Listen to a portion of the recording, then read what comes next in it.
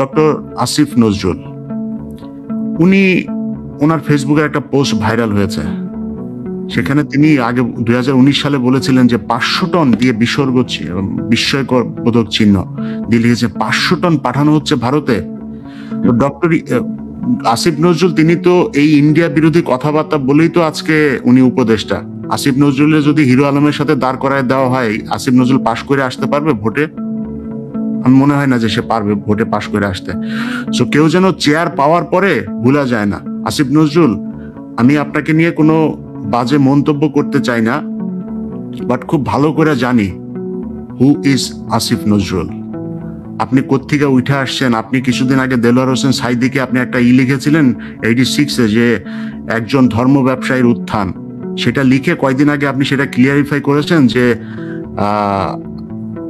আপনাকে নাকি, ওর নাম কি ভাই, যে ঘাতক দালাল শাহরিয়ার কবির নাকি ওনাকে বুঝিয়ে এটা করেছে, উনি বুঝেন না, উনি তখন দুদু খান, উনি বুঝেন না কিছু, ওনাকে বুঝিয়ে এইভাবে শাহরিয়ার কবির ভুল বুঝিয়ে ওনাকে সেটা লিখিয়েছেন। তো আমরা সাংবাদিকতা করে এসছি, আমরা জানি যে মাহমুদ ভাই একজন সম্পাদক, উনি যদি আমার মতো একজন রিপোর্টারকে যদি একটা অ্যাসাইনমেন্ট দিতেন যে ইলিয়াস এটা নিয়ে কাজ করবা, দেখো এটা কি কি, ওটার তথ্য আমার কাছে সব, উনি হয়তো একটা আইডিয়া দিতে পারতো বা ওনার কাছে কোনো এভিডেন্স থাকলে সেটা দিতে পারতো, ইলিয়াস এই যে দেখো এটা আছে, এটা নিয়ে দেখো। আমাকে ইনভেস্টিগেট করতে হয় যে আমি এটা নিয়ে কি বলবো, কি হবে, সেটার সম্পূর্ণ দায়িত্ব আমার। এখন আপনি বলছেন যে শাহরিয়ার কবির আপনাকে বুঝিয়েছে, আর সেটা তাহলে হাউ অ্যাবাউট ওই যে এই জাহানারা ইমামের সময় যখন করছিলেন, ঘাতক দালা নির্মূল কমিটির সাথে যখন করলেন, এগুলো আমরা জানি। আসিফ নজরুল, আপনি কে? আপনার এই শিল্পকলা একাডেমিতে ডিজি করাতে, আপনি নিয়োগ দেওয়াতে, ওইদিকে আপনার শাশুড়ি শাওন আপনাকে কংগ্রাচুলেশন জানিয়ে ফেসবুকে স্ট্যাটাস দেয়। আমরা তো জানি শাওনকে, শাওন তো সেই ব্যক্তি যে কিনা জীবনে মুক্তিযুদ্ধ দেখি নাই, পদ্মা সেতু দেখেছি বলে পোস্ট করেছিলেন। এই তো সেই শাওন, এই শাওন সে যে কিনা এই দেলোয়ার হোসেন সাইদি মারা যাওয়ার পরে যেখানে একজন আওয়ামী লীগের, ছাত্রলীগের কর্মীরা পর্যন্ত তার পক্ষে পোস্ট করে পদ হারিয়েছে।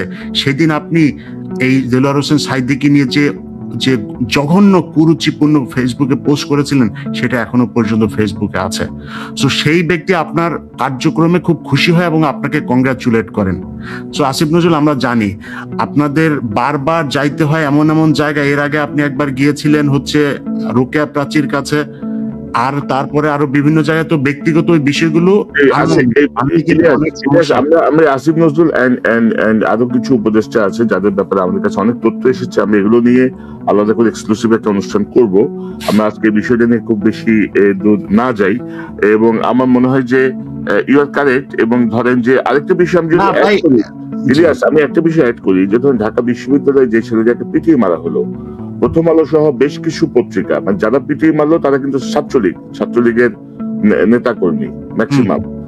কোথাও কিন্তু ছাত্রলীগের নামটা ব্যবহার পর্যন্ত করা হচ্ছে না। মানে আপনি দেখেন যে মানে পরিকল্পনাটা কত গভীরের পরিকল্পনা। মানে এটা যদি ধরেন জামাত, শিবির, ছাত্রদল হইলে কিন্তু ধরেন হুলুস্থুল হয়ে যেত। কিন্তু না, আসিফ নজরুল আজকে উঠে আসছে কোথায়? আসিফ নজরুল তো এই ঢাকা বিশ্ববিদ্যালয়ের ছাত্রদের সাথে সে দু এক জায়গায় গিয়েছে, এই জন্যই তো আমরা তাকে পছন্দ করি, তাই না? ওইখান থেকে তার তো উচিত ছিল সেখানে ছাত্রদেরকে নিয়ে যাওয়া, কি হয়েছে, কি ঘটনা, কি কোনো ব্রিফিং নাই এটার ব্যাপারে। এবং আজকে আমরা এই সরকার চাই নাই, যে সরকার কিনা আওয়ামী লীগ সরকার 500 টন ইলিশ দেওয়ার কারণে আমরা আওয়ামী লীগ সরকারের বিরোধিতা করেছি, আর এই সরকার এসে এখন 3000 টন ইলিশ দিবে। এই জন্য আমরা এত কষ্ট করি নাই। জীবনে দরকার হলে দেশে যাব না ভাই, কিন্তু ইন্ডিয়ার ব্যাপারে যদি নাকি সরকারের মনোভাব পরিবর্তন না হয়, এটা যদি আমাদের কাছে মনে হয়, তাহলে এখানে সারা জীবন এইভাবে থাকতে পারবে না কেউ। আমরা বাংলাদেশে ডক্টর মোহাম্মদ ইউনূসকে মাদার তেরেসা কিংবা অ্যাটলিস্ট ওই কি বলে মালয়েশিয়ার যে মাহাতির মোহাম্মদ, এই জায়গায় দেখতে চাই। এবং আমার বিশ্বাস, আমি এখনো স্বপ্ন দেখি ডক্টর মোহাম্মদ ইউনূস ওই জায়গাতেই থাকবেন। কিন্তু এর জন্য তার আশপাশের যে উপদেষ্টাদের ভেতরে কিছু লোকজন আছেন যারা এখন নিজেকে ওই চেয়ারে বসানোর পরে মনে করছেন যে সারা জীবন শেখ হাসিনার মতো গণভবনে হাঁস-টাস পালন করে তারপর ওইখানে থাকার চেষ্টা করবে। এটা কিন্তু বাংলাদেশের ইতিহাসে সম্ভব না, আগেও পারে নাই, আর এখন তো সম্ভবই না। কারণ খুব নিকট অতীতে এমন একটা উদাহরণ মানুষের সামনে আছে না, কেউ চাইলেও ওইভাবে থাকতে যাইতে চাবে না। আর বাংলাদেশে আপনি যত কিছুই বলেন, আপনি আপনার মানে মন্তব্য আপনার, আমার মন্তব্য আমার। আমি মনে করি যে বাংলাদেশে একটা বিশাল জনসংখ্যা বিএনপি এবং আওয়ামী লীগ করেন, জামায়াত করেন, তাদেরকে মানে এত সহজে মুছে ফেলা সম্ভব না। তারা আসবে এবং তারাই রাজনীতি করবে এই দেশে। এটা মাথায় রেখে আপনাদেরকে এমন কাজ করতে হবে, যদি তাদেরকে বিট করতে চান তাহলে সেই কাজগুলি করতে হবে যেটা জনগণ চায়। কিন্তু আমার মনে হয় আপনারা যেটা বলছেন ব্যর্থতা, সেই পরিকল্পনাই নেই। আপনি বলেন ঢাকা শহরের আশপাশে যে নদীগুলো উদ্ধার করতে হবে, আরে ভাই স্বাভাবিক তত্ত্বাবধায়ক সরকার আসলেও তো ভাঙচুর করে, এই সরকার এসে সেটাও করে নাই। মানে এই নদীগুলো তো উদ্ধার করা দরকার, তাদের বিশাল ক্ষমতা এই সরকারের, কোনো স্বাভাবিক পরিস্থিতিতে না করে নাই। আপনি দেখেন এই গত কয়েকদিনে পাহাড়ে যে ঘটনাগুলো ঘটছে, পাহাড়ে এই আপনার আনসার ফিল আল শারকিয়া, আমি নামটা সবসময় বলতে পারি না ঠিক মতো, এই যে দলটাকে আপনার করা হচ্ছে, জামাতুল আনসার ফিল শারকিয়া, হিন্দাল শারকিয়া, এই দলটাকে নিয়ে এর আগে প্রথম আলো, ডেইলি স্টার এবং র্যাব আর সিটিটিসি এবং সরকারের কিছু গোয়েন্দা সংস্থা মিলে তারা সেখানে তাদেরকে ধ্বংস করতে গেল। তাদের কেন কেন গেল জানেন? এই কথাগুলো এতদিন বলতে পারি নাই, আজকে বলছে এই কথাগুলো। এরা কুকি চীনের সাথে হাত মিলিয়েছিল, এই অভিযোগ তারা দিয়েছে। আচ্ছা মনে করেন মিলেল, আমি ওইটার কোনো আমি যেহেতু মানে জাজ না, আমি কোনো রায় দিচ্ছি না, কিন্তু আমি আমার কাছে আসা যে তথ্য, সেই তথ্যগুলো বলি। যে মনে করেন যে তারা তাদের সাথে হাত মিলিয়েছিল, এখন মাথায় রাখতে হবে যে কুকি চীন কারা। ওকে, কুকি চীন হচ্ছে ওইখানে অস্ত্রবাজি করে, তারা সেখানে অবৈধ আর্মস ক্যারি করে, তারা এই দেশের ব্যাপারে, আমাদের ব্যাপারে হুমকি দিয়েছে, এই সেই। আচ্ছা তাইলে জেএসএস কারা, সন্তু লারমা কারা, বীর বাহাদুর কারা, ইউপিডিএফ কারা? তারা কি ওইখানে কি নামাজ পড়ায় আর রোজা রাখে খালি? তারা কিছু করে না? তাদের অত্যাচারে ওইখানে বাঙালিরা দোকানপাট করতে পারে না, ব্যবসা চালাইতে পারে না। এক এক দোকানকে 3 গ্রুপ 4 গ্রুপ এগুলো চাঁদাবাজি করছে, তারা টাকা দিতে বাধ্য। সেনাবাহিনী যাইতে পারে না সেখানে, সেখান থেকে সেনাবাহিনীকে আপনার উইথড্র করা হলো, এই আওয়ামী লীগ সরকার করেছে। এখন বাংলাদেশের যেই গোয়েন্দা সংস্থা বলেন কিংবা এখন যারা উপদেষ্টা, তারা তো দেশের জন্য এসে, তারা তো আওয়ামী লীগের মতো কোনো দেশের দালালি করে না। মনে হচ্ছিল যে ভারতকে প্রতিহত করতে পারে এমন একটা সরকারি হয়তো এসছে, কিন্তু বাস্তবে নমুনাটা দেখছি না। গোয়েন্দা সংস্থার এখন সবচাইতে বড় কাজ ছিল সেখানে ইউপিডিএফ, জেএসএস সহ পাহাড়ি যেসব বাহিনীগুলো আছে তাদেরকে নির্মূল করা এবং তাদেরকে অস্ত্র মুক্ত করা। সেটা না করে কয়জন পাহাড়িকে কি করেছে সেগুলো নিয়ে ব্যাপক আকারে আপনার করছে, মানে এমন মায়া কান্না দেখাচ্ছে, মনে হচ্ছে যেন তারা আরেক দেশের মানুষ, আমরা আরেক দেশের মানুষ, ওইখানে যায় তাদের উপরে হামলা করেছে। আরে ভাই আমার দেশ সেটা, ওইখানে যাইতে হলে কি আমার ভিসা লাগবে নাকি? বাংলাদেশের মানুষ কোথায় বাড়ি করবে, কোথায় দোকান করবে, সেটা পাহাড়ি একজনের কাছে জিজ্ঞেস করতে হবে নাকি? কিন্তু সেটা কারা করে? একমাত্র প্রথম আলো, ডেইলি স্টার। আপনি তাদের নিউজ দেখেন, এই যাদের কথা বললাম সেটা থেকে শুরু করে এখনো আপনি ডেইলি স্টার আপনি দেখেন, কয়েকদিন আগে ওই যে থেকে বের হলো মাইকেল চাকমা, তার 19 মিনিট বা 25 মিনিটের একটা ভিডিও তারা ইন্টারভিউ করেছে। আপনি ডেইলি স্টার বা প্রথম আলোতে এই থেকে, আয়নাঘর থেকে গোলাম আজমের ছেলে সবচাইতে আলোচিত ব্যক্তি, তার কোনো ইন্টারভিউ দেখেছেন? করে নাই। কিন্তু মাইকেল চাকমাটা করেছে। কেন করেছে? কারণ মাইকেল চাকমা হচ্ছে তাদের লোক, এই কারণে তারা তাকে দিয়ে এখন একটা উত্তেজনা তৈরি করতে চাচ্ছে যে এই পাহাড়িদের প্রতি আমাদের বিশাল ভালোবাসা ভারতীয় যাবে না। এটা সবকিছুই সাজানো নাটক। এবং আমি সেই কথাটা বলি শেষ করি যে এটা আসলে ব্যর্থতা না, এটা তাদের সফলতা। এইভাবেই তারা চেয়েছিল, সেইভাবেই হচ্ছে।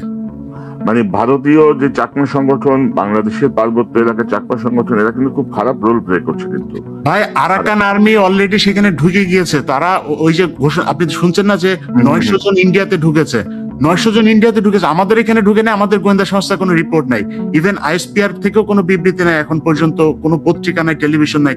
900 ওইখানে ঢুকেছে। অনেক ভাই আমি বললাম, আমি আপনাকে জেনে বলছি, অন্তত কম পক্ষে 2000 আরাকান আর্মি এখন ওইখানে ঢুকেছে, একদম অস্ত্র সহ। এবং তারা চাইছে, তাদের দেখতে চেহারা এক, ভাষা এক, সবই এক। নোবডি নোজ হু ইজ আপনার আরাকান আর্মি আর হু ইজ আপনার ওইখানকার উপজাতি। এই ব্যাপারে কোনো আলোচনা আমাদের মনে হয় কি, আমাদের আসলে আমরা যেভাবে আসলে পজিটিভলি সমর্থন করতে চাচ্ছি, আমার মনে হয় না আমরা খুব বেশি দিন এই ধারাটা ধরে রাখতে পারবো। তাদের কারণে সে নিজেই পদত্যাগ করছে, পদত্যাগ করার 7 দিন পরে তাদের সাধারণ বিমান চেয়ারম্যান বানাই দিচ্ছে। তো কিছু একটা হচ্ছে আর কি ভিতরে, মানে মুরব্বীরা সক্রিয় এখনো। ইলিয়াস, কি মনে করেন আপনি? আসসালামু আলাইকুম। কনক ভাই, আপনারা জেনে বলেন আর না জেনেই বলেন, এই যে গোয়েন্দা ব্যর্থতা বলছেন, এটা গোয়েন্দা ব্যর্থতা না, এটা গোয়েন্দা সফলতা। They are doing what they want. Right. এটা তারা খুব ভালো করে জেনেই তারপরে করছে। মাহমুদ ভাই যে কথাটা বলেছেন না, যে আমি এই জিনিসটা নিয়ে আমি আমার একটা ভিডিওতে কথা বলেছি, যে ঢাকা বিশ্ববিদ্যালয়ের যে ছেলেটাকে মারলো, আপনি দেখেন যখন প্রচন্ড আন্দোলন চলছিল আমরা এখানে, এবং ইভেন কি এইখানে অনেক আওয়ামী লীগের লোককে আমি দেখেছি যে তারা খুব কষ্ট পেয়েছে, মানে প্রকাশ্যে কথা বলতে পারছে না ইয়ের পক্ষে, মানে আওয়ামী লীগের পক্ষে এসে। কারণ হচ্ছে ওই সময়টা ভয়ঙ্কর একটা পরিস্থিতি, মানে শেখ হাসিনা যে হত্যাযোগ্য এবং ছোট ছোট বাচ্চাদের উপরে যে গুলি চালিয়েছে, এটা এই পৃথিবীর ইতিহাসে আমার মনে হয় এর চেয়ে নৃশংসতম ঘটনা, মানে এই অদূর অতীত, যেটা যদি নিকট অতীতের কথা চিন্তা করি, এটা ঘটে নাই। তো ওই সময়টাতেও স্টুডেন্টরা যখন একজন পুলিশকে ধরছিল, সেই পুলিশকে ধরে কিন্তু তারা মারছিল না, তারা কয়েকজন মারতে গেলেও ডাবল গিয়ে তাকে বাঁচাচ্ছিল। আওয়ামী লীগ, ছাত্রলীগ, যুবলীগের মতো এত নৃশংস এই ছাত্ররা না। যদি ওইখানে পিটিয়ে কেউ মেরে থাকে, সেটার সাথে যাদের এই পিটিয়ে মারার অভ্যাস আছে, যারা এটার সাথে ইউজ টু, তারাই সেটা করেছে। এখন সেটা কিভাবে হইতে পারে? মাহমুদ ভাইয়ের এই কোশ্চেনগুলোর উত্তর যদি আনা যায়, সে ওখানে কিভাবে আসলো, কারা আনলো, কারা খেতে দিয়েছিল, কারা আবার তাকে পেটালো, এখনো পর্যন্ত রিমান্ডে কেন চাওয়া হচ্ছে না, তাদের ব্যাপারে কোনো জিজ্ঞাসাবাদ কেন হচ্ছে না, এই জিনিসগুলো কোশ্চেনগুলো করা হচ্ছে না। এখন এটা কি জানে না? আপনি কালকে যেটা আপনার কাছে একটা ফাইল এসছে, বলছিলেন যে আপনার আমার এই যে জিনিসগুলো দেখেন খুব সূক্ষ্মভাবে, আমার যে আত্মীয় স্বজনের সাথে মনে করেন আমার জীবনে, মানে তাদের সাথে ওইভাবে সম্পর্ক নাই, মানে কয় বছর আগে কথা বলেছি সেটাও জানি না, জীবনে তার সাথে আমার একবার বা দুবার দেখা হয়েছে, সেই আত্মীয় স্বজনকে পর্যন্ত অমুক জেলার পুলিশ সুপার যেতে বলেছে, ওই চাঁদপুরের পুলিশ সুপার যেতে বলেছে, রংপুরের পুলিশ সুপার যেতে বলেছে, এসবির তখন যে চিফ সে যেতে বলেছে। তো তারা তো গোয়েন্দা তৎপরতা তো চালিয়েছে, তারা জানে যে কিভাবে এই তথ্যগুলো কালেক্ট করতে হয়, কিভাবে করতে হয়, তারা ওইটাই করছে যেটা তারা চায়। অতএব এই যে যেটা করছে এটা গোয়েন্দা ব্যর্থতা না, তারা তাদের গোয়েন্দাদেরকে দিয়ে একটা প্লট তৈরি করেছে। এবং আমি মনে করি শুধু ঢাকা বিশ্ববিদ্যালয়ে যে মারা গেল সেইটাই না, আরো একজন ছাত্রলীগের মারা গেল, এবং যেসব জায়গাতে এই ঘটনাগুলো ঘটছে তারা তাদের লোকজনকে মেরে এরকম তৈরি করবে, হিন্দুদের বাড়ি ঘরে হামলা করা, ওই রানা প্লাজায় 17 দিন পরে রেশমাকে ঢুকিয়ে তারপরে আবার বের করা, এইসব নাটকে তারা খুব সিদ্ধ, তারা এটা করতে পারে। অতএব আমি মনে করি এটা তারা চায়। এবং এই যারা কিনা আপনার উপদেষ্টা বলছেন, যে উপদেষ্টাদের ভেতরে কারো কারোর বিষয়ে আমি বিশেষ করে কথা বলি, ডক্টর মোহাম্মদ ইউনূস তো উনি সবসময় ভদ্র মানুষ, উনি কথাবার্তাও কম বলেন, ওইদিকে কানেকশন উনি কম রাখতেন, সবসময় ওনার সারা দুনিয়ায় বহু কাজ আছে, উনি সেগুলো নিয়ে ব্যস্ত থাকতেন। মব জাস্টিসের কথা উঠে আসছে এখন বারবার। ঢাকা বিশ্ববিদ্যালয় যদি আপনি দেখেন, একটা ছেলেকে তারা ধরলো, মারলো, খাওয়াইলো, আবার পিটায় মেরে ফেললো। ঢাকা বিশ্ববিদ্যালয়ের প্রত্যেকটা হল কেন্দ্রিক কিন্তু ধরেন এনএসআই কাজ করে, ডিজিএফআই কাজ করে, এসবি কাজ করে, তারাও তো এই ঘটনাটা প্রত্যক্ষদর্শী, তারাও কিন্তু সঙ্গে সঙ্গে এটা চাইলে, বিশেষ পরিস্থিতি এখন, তারা চাইলে পুলিশকে জানাইতে পারতো, তারা চাইলে হল অ্যাডমিনিস্ট্রেশনকে জানাইতে পারতো, একটা ব্যবস্থা নিতে পারতো। তো গোয়েন্দা ব্যর্থতার জায়গায় এই দুইটা জায়গায় খুবই স্পষ্ট আমি দেখছি। আপনাকে দিয়ে আলোচনা শুরু করি মাহমুদ ভাই। জি, প্রথমে গোপালগঞ্জের কথাই বলি আগে, যেহেতু আপনিও গোপালগঞ্জটাই আগে বললেন। প্রথম কথা হচ্ছে যে গোপালগঞ্জের হাবভাব দেখে মনে হচ্ছে যে গোপালগঞ্জ বাংলাদেশের বাইরে একটা স্বাধীন জায়গা, স্বাধীনতা ঘোষণা করেছে তারা। কারণ এই ফ্যাসিস্ট সরকারের যে খতিব ছিল, সে গোপালগঞ্জ থেকে নিয়ে আসলো তার গুন্ডা পান্ডা দলবল, যারা মাদ্রাসার মাদ্রাসার ছাত্র কিংবা তাদের পোশাক পরে এসেছিল। তো এই ঘটনার আগে কিন্তু গোপালগঞ্জে আরো বড় ঘটনা ঘটেছে, একাধিক। আপনাদের মনে আছে নিশ্চয়ই যে গোপালগঞ্জেই সেনাবাহিনীর উপর আক্রমণ করা হয়েছে, সেনাবাহিনীর গাড়ি পুড়িয়ে দেওয়া হয়েছে এবং সেনাবাহিনীর একজন অফিসার আহত হয়েছিল। তারপরে কিন্তু সেনাবাহিনীর তরফ থেকে তেমন কোনো অ্যাকশন আমরা গোপালগঞ্জে দেখি নাই, যেটা অন্য জায়গায় হলে হয়তো অনেক বড় অ্যাকশন আমরা দেখতে পেতাম। এই যে যৌথ বাহিনীর কথা আমরা শুনছি, সেই যৌথ বাহিনীও গোপালগঞ্জে কোনো অভিযান চালিয়েছে এমন কোনো সংবাদ আমরা এখনো পড়ি নাই। দ্বিতীয় ঘটনা ঘটলো যে গোপালগঞ্জের বিএনপির এক নেতা সম্ভবত তার এলাকায় তার পিতার মাজার কবর জিয়ারত করতে যাচ্ছিল, সেই অবস্থায় তাকে আক্রমণ করা হলো এবং সেখানে একজন নিহত হলো এবং অনেকে আহত হলো। এবং এইটা করলো কারা? গোপালগঞ্জের আওয়ামী লীগের নেতারা।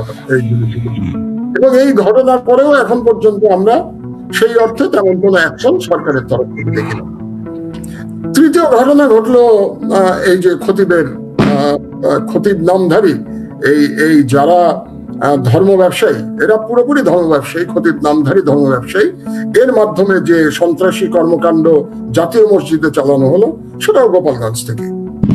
গোপালগঞ্জকে মনে হচ্ছে বাংলাদেশের সরকারের বাইরে একটা কোনো আলাদা প্রশাসন গোপালগঞ্জে আছে এবং তারা এক প্রকার স্বাধীনতা ভোগ করছে। তাদের প্রধান নেত্রী ফ্যাসিস্ট খুনি শেখ হাসিনা ভারতে পালিয়ে গেলেও তার প্রেতাত্মারা কিন্তু রয়ে গেছে গোপালগঞ্জে এবং তারা বহাল তবিয়তে আছে। তাদের বিরুদ্ধে কোনো কিছু করার ক্ষমতা এই সরকারের নাই বলে মনে হচ্ছে। এটা গেল একটা। দ্বিতীয় হচ্ছে ধর্ম যিনি উপদেষ্টা, ধর্ম মন্ত্রণালয়ের উপদেষ্টা, তিনি কি করেছেন 1.5 মাস ধরে? এটাও আমার একটা প্রশ্ন। কারণ হচ্ছে যে আমি অবশ্য বায়তুল মোকাররমের চাকরির কি নিয়ম কানুন আমি জানি না, আগে এটা আমি বলে রাখছি। সেখানে একজন যখন নিয়োগপ্রাপ্ত হন খতিব হিসাবে, তাকে সেখান থেকে সরানোর কি পদ্ধতি সেটাও আমি জানি না। কিন্তু আমার প্রশ্নটা হলো যে 1.5 মাসের মধ্যে এই ধর্ম উপদেষ্টা কি মানে জাতীয় মসজিদ বায়তুল মোকাররমের সেখানকার একজন খুবই তৃতীয় শ্রেণীর ব্যক্তি, একজন খতিব হয়ে বসে আছেন, যাকে করা হয়েছিল গত সরকারের আমলে, তাকে অপসারণের তিনি কোনো ব্যবস্থা করেন নাই। তিনি একজন ভারপ্রাপ্ত খতিব দিয়ে রেখেছেন। আপনি যখন ভারপ্রাপ্ত বলেন তখন তো মনে হচ্ছে যে আপনি আগের খতিবকে মেনে নিচ্ছেন। তো সেখানেও তো ধর্ম মন্ত্রণালয়ের একটা বিরাট ব্যর্থতা আমি এখানে দেখি। সুতরাং এই পুরো ব্যাপারটার মধ্যে শুধু যে গোয়েন্দা ব্যর্থতা আছে তাই নয়, এটার মধ্যে এক ধরনের মানে কি বলবো, এক ধরনের অক্ষমতা, ইনএক্সপেরিয়েন্স, রাষ্ট্র না চালানোর যোগ্যতার অভাবও আমি দেখতে পাচ্ছি। আর আপনি যে প্রশ্নটা গোয়েন্দাদের ব্যাপারে করলেন সেটা আমি সব মিলে একসাথে বলবো। ঢাকা বিশ্ববিদ্যালয়ের ঘটনার পরে আমি গোয়েন্দা প্রসঙ্গে আসবো, কারণ বিষয়টা একই ধরনের। এখন আসি আমি ঢাকা বিশ্ববিদ্যালয়ের ক্ষেত্রে। সেটা হলো যে প্রথমেই বলে রাখি যে হত্যাকাণ্ড, যে মব লিঞ্চিং ওখানে হয়েছে সেটা নির্মম, নৃশংস এবং খুবই হৃদয় বিদারক ঘটনা।